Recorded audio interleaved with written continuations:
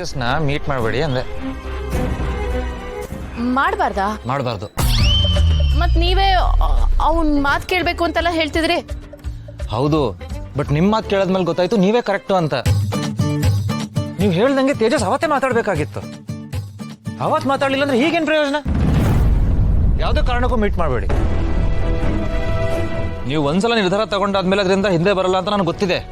But ಆದ್ರೂ ಇನ್ನೊಂದ್ಸಲ ಹೇಳ್ತಾ ಇದ್ದೀನಿ, ಯಾವುದೇ ಕಾರಣಕ್ಕೂ ನಿಮ್ಮ ನಿರ್ಧಾರ ಬದಲಾಯಿಸಬೇಡಿ.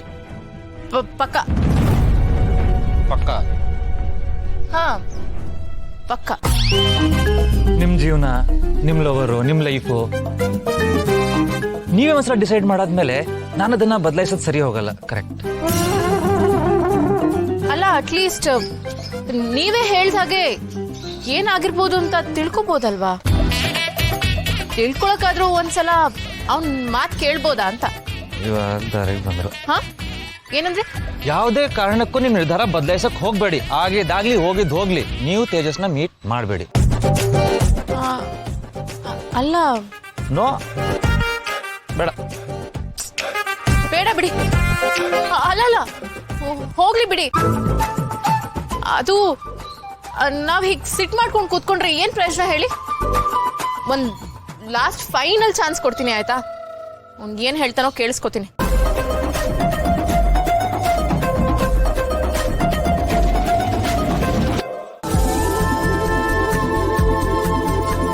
ನಿಮ್ಮನ್ನ ನಾನು ಸಮಾಧಾನ ಮಾಡಕ್ ಶುರು ಮಾಡಿ ನೀವೇ ನನಗೆ ಸಮಾಧಾನ ಮಾಡ್ತಿದ್ದೀರಾ ನೋಡಿ.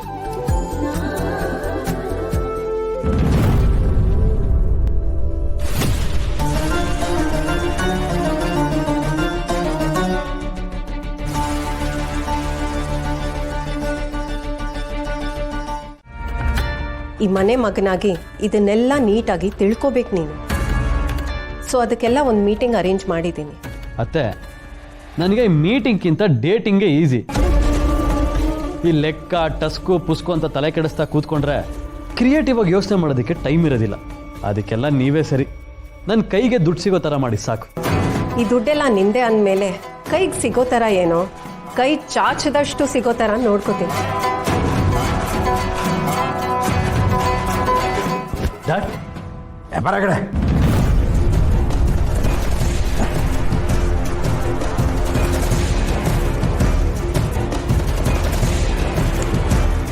ಅಣ್ಣ, ನಿನ್ನ ಸಿಟ್ಟಿಗೆ ಸಣ್ಣ ಪುಟ್ಟ ಕಾರಣ ಇರಲ್ಲ ಅಂತ ಗೊತ್ತು. ಏನಾಯ್ತು? ಆ ತೇಜಸ್ಸು ನಮ್ಮ ಪ್ಲಾನ್ಗೆಲ್ಲ ಕೊಳ್ಳಿ ಇಟ್ಬಿಟ್ಟ. ತೇಜಸ್ಸ ಅವನೇನ್ ಮಾಡ್ದ ಡ್ಯಾಡ್? ನಿತ್ಯ ಕರ್ಣರನ್ನ ಭೇಟಿ ಮಾಡೋ ಪ್ರಯತ್ನ ಪಡ್ತಾ ಇದ್ದಾನೆ. ಹೊಲಕ್ಕೆ ಯಾವ ಬೇಲಿ ಕಟ್ಟಿದ್ವೋ ಅದೇ ಬೇಲಿ ಎದ್ದು ಹೊಲ ಮೇಯ್ತಾ ಇದೆ. ವಾಟ್? ತೇಜಸ್ ಆಚೆ ಇದ್ದಾನ? ಡ್ಯಾಡ್, ಇಷ್ಟೆಲ್ಲ ಆದ್ಮೇಲೂ ಕರ್ಣನಿತ್ಯನ ಮೀಟ್ ಮಾಡಕ್ ಹೋಗ್ತಿದ್ದಾನ?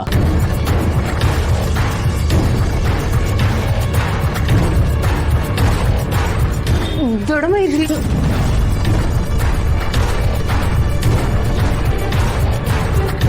ಡ್ಯಾಡ್, ಆ ನಾಲಾಯಕ್ ನನ್ನ ಮಗ ಮತ್ತೆ ವಾಪಸ್ ಬಂದಿದ್ದಾನೆ ಅಂತ ಗೊತ್ತಿದ್ರು ನಾವ್ಯಾಕೆ ಸುಮ್ಮನಿರ್ಬೇಕು? ಒಂದ್ ಏಟ್ ಹೊಡೆದವನ್ಗೆ ಇನ್ನೊಂದು ಏಟ್ ಹೊಡಿಯಕ್ಕಾಗಲ್ವಾ? ಮತ್ತೆ ಎತ್ತಾಕೊಂಡು ಹೋಗಕ್ ಹೇಳಿ. ಮತ್ತೆ ಅದೇ ಹೇಳ್ತಾ. ಮತ್ತೇನ್ ಮಾಡೋದಣ್ಣ?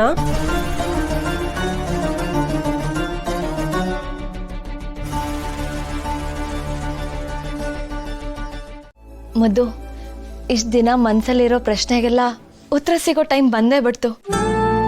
ಅಕ್ಕನ್ ಮೀಟ್ ಮಾಡಕ್ಕೆ ಅಂತ ತೇಜಸ್ ಅವ್ರು ಬರ್ತಿದ್ದಾರೆ. ಅಕ್ಕನ್ ಮನ್ಸಲ್ಲಿರೋ ಎಲ್ಲ ಅನುಮಾನನೂ ಇವತ್ತೇ ಕ್ಲಿಯರ್ ಆಗ್ಬೇಕು. ಒಂದ್ಸಲ ಇದಕ್ಕೆಲ್ಲ ಪರಿಹಾರ ಸಿಕ್ತು ಅಂದ್ರೆ ಆಮೇಲೆ ಅಕ್ಕನ್ ಲೈಫು, ಅಕ್ಕನ್ ಹೊಟ್ಟೆಲಿರೋ ಮಗು ಜೀವನ ಎಲ್ಲ ಸರಿ ಹೋಗ್ಬಿಡುತ್ತೆ. ಅಲ್ವಾ ಮುದ್ದು?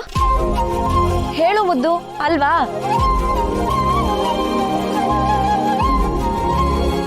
ಇದೆಲ್ಲ ಹೇಗೋ ಆಗತ್ತೆ.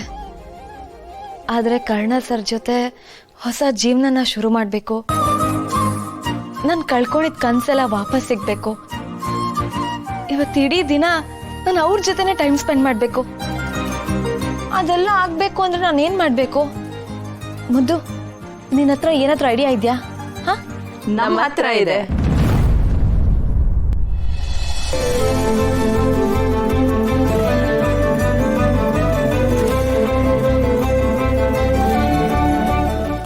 ಐಡಿಯಾನ? ಯಾಕೆ ನಾವು ಐಡಿಯಾ ಕೊಡಬಾರ್ದಾ? ನೋಡ್ತಿರು, ನಿನ್ಗೆ ಆಶ್ಚರ್ಯ ಆಗಬೇಕು ಅಂತ ಪ್ಲಾನ್ ಕೊಡ್ತೀವಿ.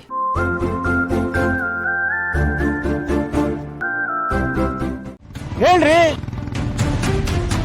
ರೀ, ನೀವು ಮಾತಾಡಿಲ್ಲ ಅಂದ್ರೆ ನಂಗೆ ಗೊತ್ತಾಗುತ್ತೆ.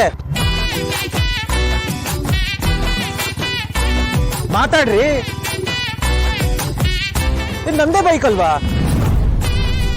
ರೀ? ನಿಲ್ಲಿಸ್ರಿ, ನನ್ನ ಬೈಕಲ್ಲಿ ನನ್ನೇ ಕರ್ಕೊಂಡು ಹೋಗ್ತಾ ಇದ್ದೀರಾ. ನಿಲ್ಸಿ ಇಲ್ಲಿ. ಯಾರು ನೀವು? ಎಲ್ಲಿ ಹೋಗ್ತಿದ್ದೀರಾ? ನೀವು ಗಾಡಿ ನಿಲ್ಲಿಸ್ತೀರಾ? ನಾನೇ ನಿಲ್ಸ್ಬಿಡ್ಲಾ?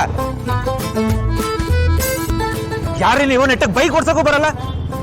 ಸೈಡ್ಗಾಗೆ ರೀ. ಡಾಕ್ಟರ್, ನಾನು ನನ್ನೇ ಪೇಷಂಟ್ ಮಾಡಕ್ ಕೊಟ್ಟಿದ್ದೀರಾ? ನಿಲ್ಸ್ರಿ. ನನ್ನ ಬೈಕ್ನ ನಾನೇ ಈ ತರ ಬೇಕಾ ಬಿಟ್ಟು ಓಡಿಸಿಲ್ಲ ರೀ. ನಿಮ್ಗೆ ಯಾರಿಗೆ ಕೀ ಕೊಟ್ಟಿದ್ದು ರೀ? ಯಾರೇ ನಿಮ್ಗೆ DL ಕೊಟ್ಟಿದ್ದು?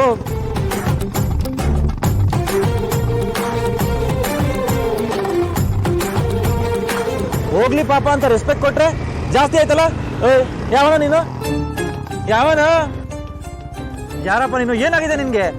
ಯಾಕೆ ಇದೆಲ್ಲ ಹುಡುಗರು ಮಾತ್ರ ಮಾಡ್ಬೇಕಾ? ಹೆಣ್ಮಕ್ಳು ಯಾವ್ದಕ್ಕೂ ಕಮ್ಮಿ ಇಲ್ಲಮ್ಮ. ಏನ್ ಹೇಳ್ದೆ?